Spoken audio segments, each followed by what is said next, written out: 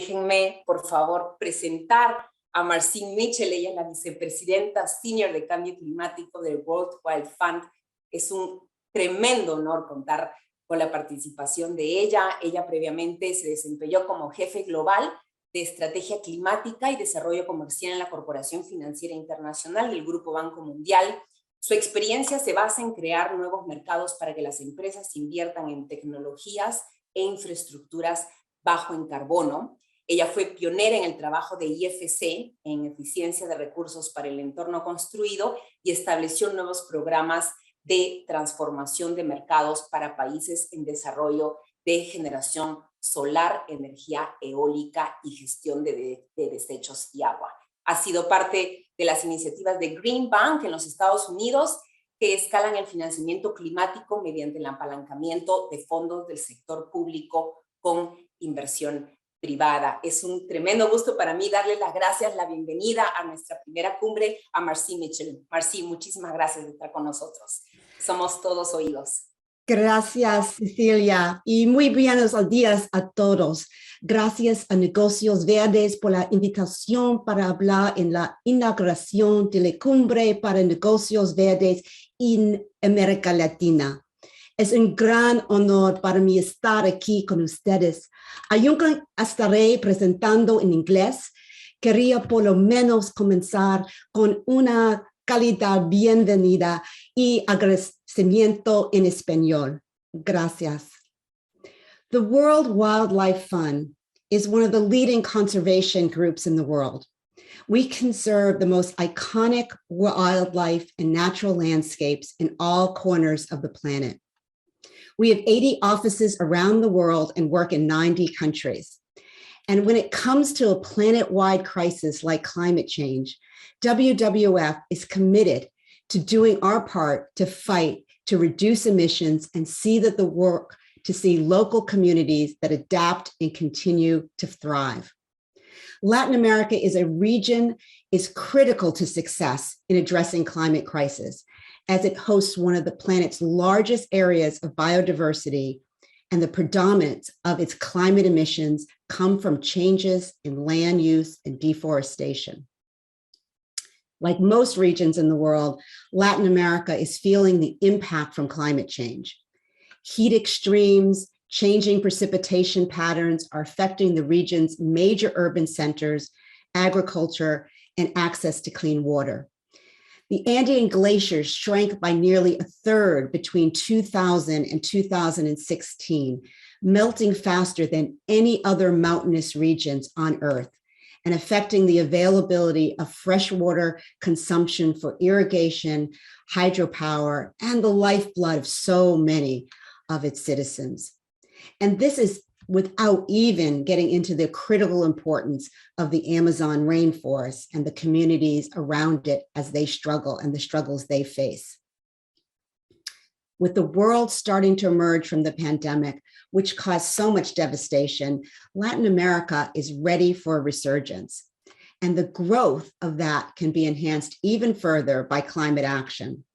Some estimate as many as 15 million jobs can be created by 2050 that could be done from adopting new consumption and productive changes that we need as we begin to decarbonize our economies. But it's probably a safe bet that you are all already aware of the huge economic potential inherent in a net zero world, because that's why we are here after all. We should not think only of decarbonizing our economies as investing in renewable energy or electric vehicles. It has become clear that protecting and restoring nature is a big part of reaching net zero world that we need to get to. And while we need to reduce carbon emissions in every possible sector of the economy, we also need to maintain the sequestration of existing carbon emissions from the atmosphere. Around 50% of the emissions that we put up into the atmosphere is absorbed by our oceans and our forests, 50%. Think about how much worse the impacts of climate would be if we did not have those natural carbon sinks. In fact, we must restore natural lands and seascapes to absorb even more carbon. We must guard and protect our forests, our grasslands, our oceans for their incredible capacity for carbon storage when managed properly. And that's the trick of it, really. How do we manage our natural landscapes in a way that we not only obtain the benefits we so desperately need for climate stability, but also obtain benefits for the people and the wildlife that rely on them? Because let's be honest, nature isn't something that exists apart from people, and people do not thrive apart from nature. I'd like to take just a minute here to emphasize this point. It's really easy, as many of us live in urban centers, to forget that human communities are not some sort of enclave that exists separate from nature. We build our communities, however grand or humble they may be, in the midst of nature. And it is a lesson that many of us are learning from bitter experience as climate impacts begin to come with more frequency and intensity. In the US, where I grew up and live, we are seeing the impacts of climate change at every year with tremendous cost. In Miami, which is often seen as the gateway from America to Latin America and the Caribbean, we are now seeing that the streets suddenly flood with water, even though there isn't a drop of rain falling from the sky. In California, the recent wildfires continue to get worse, and they are ripping through neighborhoods unchecked for weeks, with the smoke affecting air quality for miles and miles around. Nature presence is being felt, and we ignore it at our peril. In my home state of Massachusetts, where I own a beach house in Cape Cod, in the East Coast, which is facing the fastest rising sea levels in the country. This is causing the erosion of the coastline and adding to the impact of storm surges. We are seeing hurricanes that would normally hit landfall in Florida or the Carolinas are making their way up further and further north. And insurance costs are rising in response. So many people who have lived in the fishing towns that dot all along the coast can no longer afford to have homes because of the high price of flood insurance. And people are starting to move because of the effects of climate change. So ignoring the relationship that human communities have with nature isn't just dangerous, it's short-sighted. For many communities throughout Latin America, nature represents their livelihood. Ecotourism is a vital part of the economy in many nations in this region. Agriculture is still one of the region's biggest industry, and 5 of the world's 10 most diverse countries are right here in Latin America. Finding ways to harness the wealth of the biodiversity of the region has been the source of much innovation and economic growth over the years. But all of these activities also have impacts on the landscapes and the people who live in them. We all benefit when efforts are made to share the wealth with the impacted local communities. Indigenous communities in particular feel the pressure when agriculture, ecotourism, green businesses, and even environmentalists begin inserting themselves into these landscapes, looking to create benefits and positive outcomes, but often not accounting for the impact on these indigenous communities who have been the stewards in these areas for hundreds upon hundreds of years. So in addition to manage our natural landscapes for the benefit of our economies, our people and wildlife, the challenge of climate change is looming ever larger. We know from the science that if we do not take action immediately to limit global warming to 1.5 degrees centigrade, the changes to our natural world and the impacts those changes have on our human communities will grow increasingly severe and harder to manage or to adapt to. There are tipping points to our natural ecosystems that we do not want to test. At this point, successfully limiting warming to 1.5 degrees will require a massive reductions in emissions. But the science is also clear. Without the helping hand of nature's capacity for carbon sequestration, we will not get there. Research says that nature-based solutions can account for up to a third of the carbon sequestration needed to meet our climate goals. When every 1/10 of a degree of warming makes a difference, we need all the solutions to be brought to bear in their fullest measure, both technical and natural. So what does that mean for investments in combating climate change? It means that we not only do we need to transform our urban energy systems, but where we can, we must protect large-scale ecosystems that have high carbon storage potential, like tropical forests, grasslands, and seascapes. Where such ecosystems are being diminished, we must do what we can to restore them and make efforts to maximize their carbon storage potential. We want to lean into efforts that conserve landscapes on a jurisdictional or even regional scale, as opposed to a series of small individual projects. The ambition for ensuring benefits for local communities needs to be just as large as the ambitions for landscape. Nature-based solutions for climate mitigation must be designed and implemented in partnership with and to the benefit of Indigenous peoples and local communities. Otherwise, the efforts and our investments will not last. So this means putting people and communities at the center of every step of the process from beginning to end. And this is not an easy undertaking. It requires the best science, committed manpower, and financial resources. Mobilizing capital to back nature-based solutions for climate mitigation is a big part of meeting this challenge. Of course, we look to governments to help finance these efforts, and there are philanthropists who donate generously. But nothing can move massive amounts of capital faster or more efficiently than a marketplace. And so the power of markets to make change is undoubtedly significant. And as some in the climate action community have recognized, this is why carbon markets have played such a prominent role in the negotiations of the details of the Paris Agreement. The provisions of Article 6 of the Paris Agreement, which is the tool that sets out the standards for carbon markets, were finally fully agreed upon in this past November at COP26. So what happened there?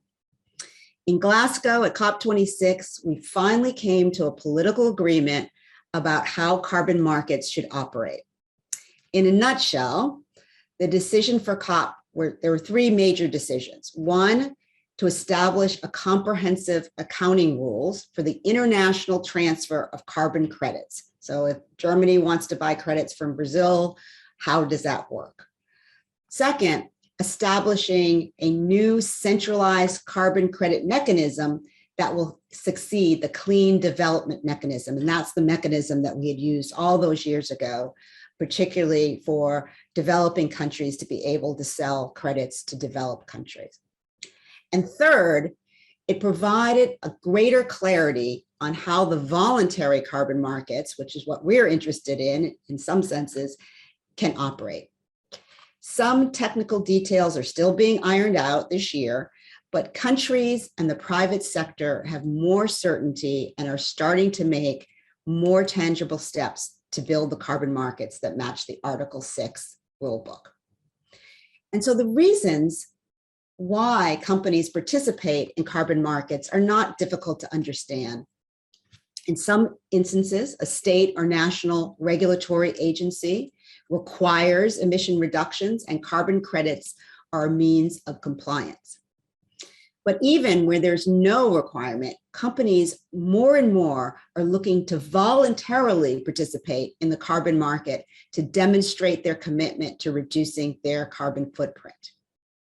But there are also critics of carbon markets, and they are quick to point out that some companies use carbon credits to avoid actions that might directly help address climate change.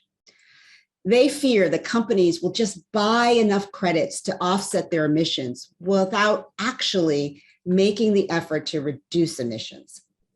And this also perpetuates the idea of environmental injustice as frontline communities near a company's facilities bear the brunt of the impact of the pollution and get no reprieve.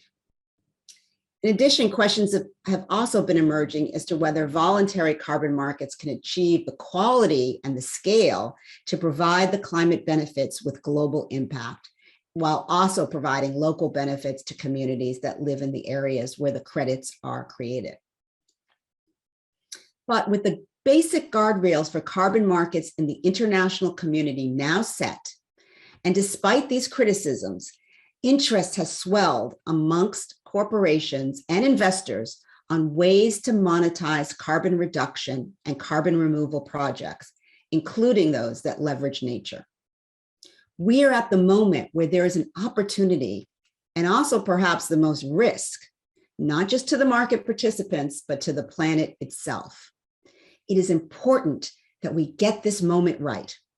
As the market to purchase carbon credits develops, so does so at a rapid pace, it is vital that these markets be guided by the creation of high quality carbon credits.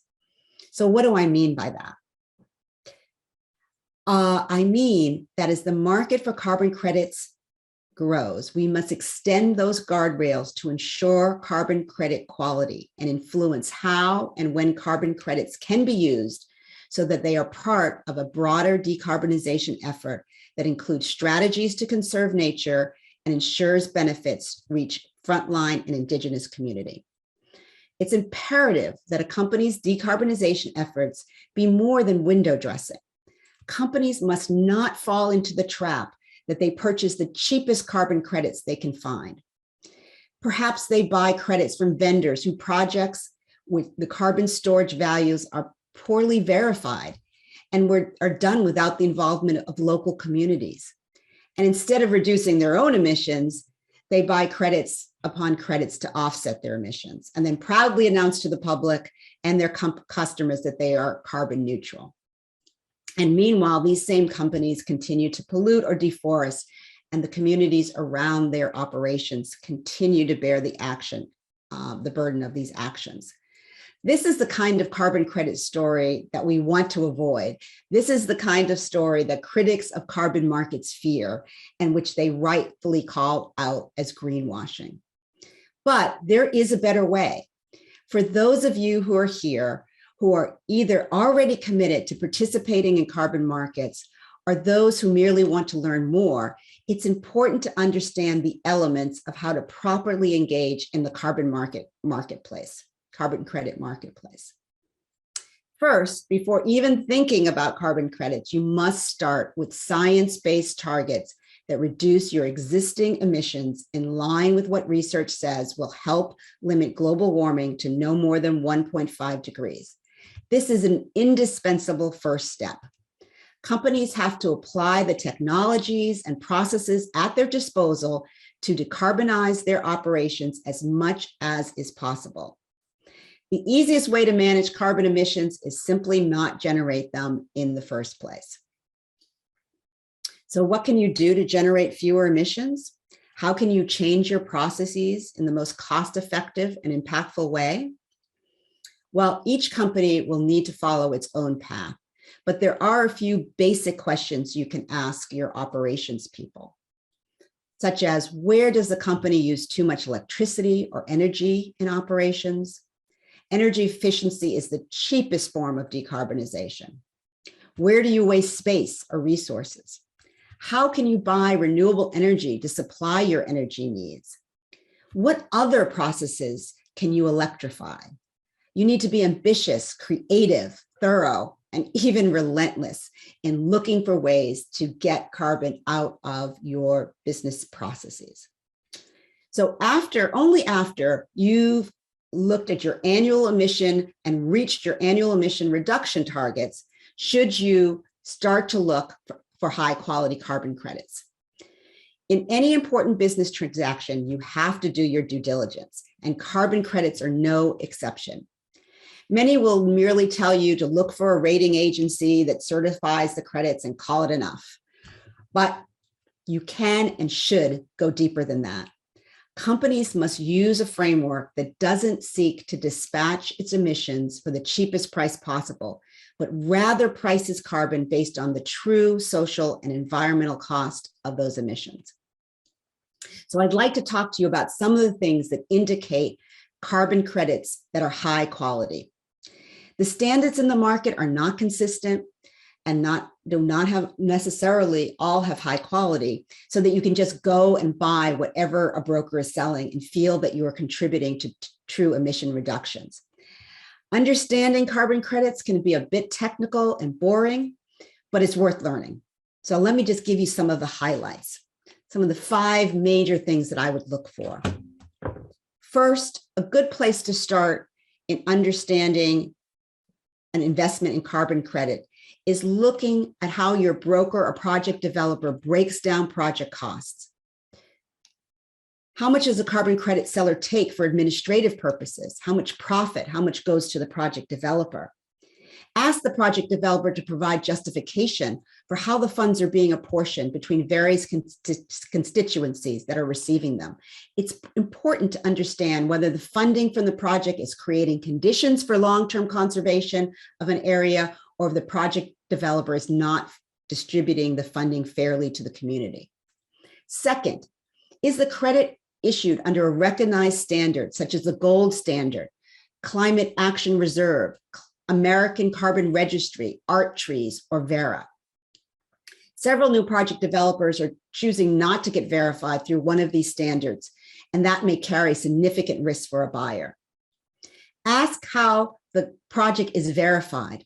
The standard procedures is usually that a third-party verifier checks the carbon credit developer's work, and then the crediting standard conducts a review. The more independent checks on a project, the greater likelihood the project is having impact. 3, ask about the science behind the credits generated by a project calculated.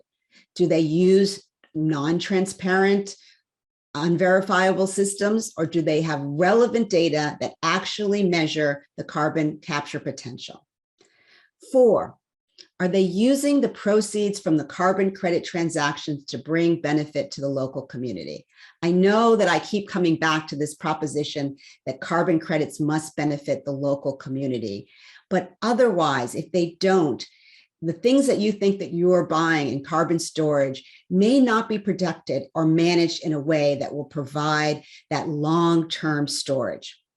So we really need that the project's developers to be committed to benefiting the local community, and that can encompass a wide range of activities, including incentivizing conversion-free agriculture, developing alternative livelihood pathways, creating connectivity corridors for wildlife, and mapping and titling indigenous lands.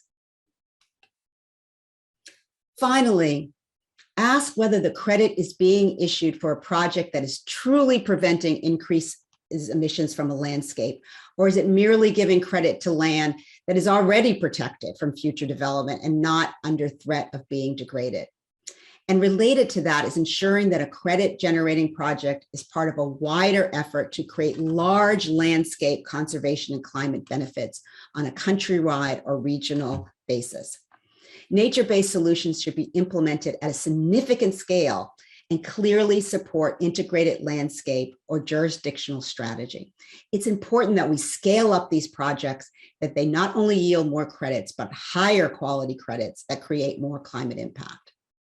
The challenge here in Latin America is there is a need for urgent scale up of land-based conservation projects, particularly in tropical forests.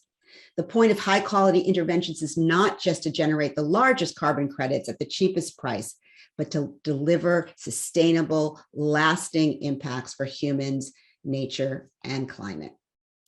This kind of due diligence does require some expertise, and it's probably a good idea to work with knowledgeable partners who can sort through and help you make sense of it all. There are also a variety of different tools entering the marketplace that can help buyers evaluate the impact and quality of carbon credits.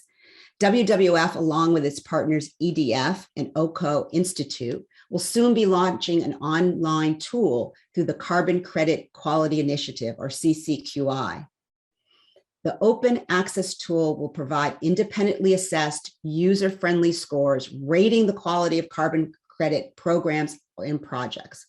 And our hope is to access more and better information that will inspire better decisions and more high-quality offerings in the marketplace. As much as WWF is committed to helping companies navigate complicated world of carbon markets, it's important to remember that carbon credits are only one piece of the decarbonization puzzle and should be put in the context of a much larger mitigation hierarchy, where the first priority is actually emissions reduction. I cannot stress that enough. It's important to look for opportunities to go further, to get creative, and more importantly, ambitious. Companies with real vision are even starting to focus on mitigating carbon, not merely on their own value chain, but also looking into their customer value chains. For example, in April of 2021, Hewlett-Packard made a 2030 commitment to counteract potential deforestation and forest degradation in all paper used in HP products, irrespective of brand, by scaling up investments in forest restoration, protection, and improved management.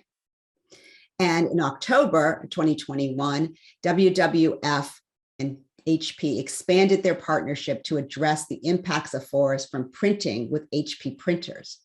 So together, WWF and HP are going to restore, protect, and improve the management of nearly 1 million acres of forest landscapes.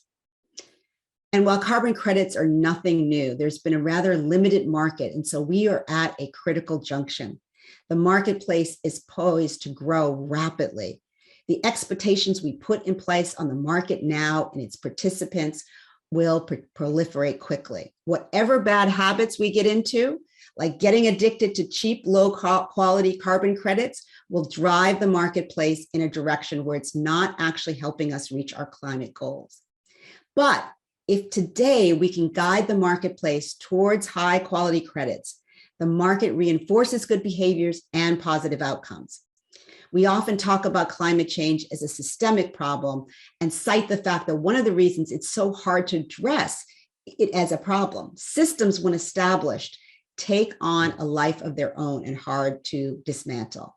So that's why it's important right now, where we have this chance as the market begins to develop, to make a conscious choice about what kind of system we want to have. We can build a carbon market that supports climate objectives thoroughly, one that protects natural systems, helps our communities thrive, and helps companies meet their emission reduction goals. But we have to choose it. We have to operate with intent and push the market in the direction. And we also don't have a lot of time. The latest IPCC report from the UN makes it very clear that we don't have a moment to lose. And every 1/10 of a degree matters. We will get to the market we decide, and we will therefore get the outcome we deserve. So I'd like to leave you with the thought that we must take action now to invest in the decarbonization of our economies. This means not only investing in renewable energy and energy efficiency, but investing in the protection and growth of the landscapes, our natural landscapes that provide carbon storage. Carbon markets can provide a powerful way to unleash the investments we need, but we must enter those markets with eyes wide open, so at the end, we achieve the impacts we want for climate, for nature, and for people. Thank you very much. Gracias a todos. Marcene, a special thank you so much. Thank you very much for those words. Thank you very much for your time. I know that you're a very, very busy person, and I believe that this is the first time that you're addressing this type of audience in Latin America, and we thank you from the bottom of our hearts for taking the time. I know that there has been some questions, as I mentioned. Marcene will not be answering any questions right now, but most of the questions were related whether we're going to share your presentation. So yes, we are going to share your presentation. There was a lot of content there. So thank you very much again, Marcene, for joining us. Thank you. Gracias.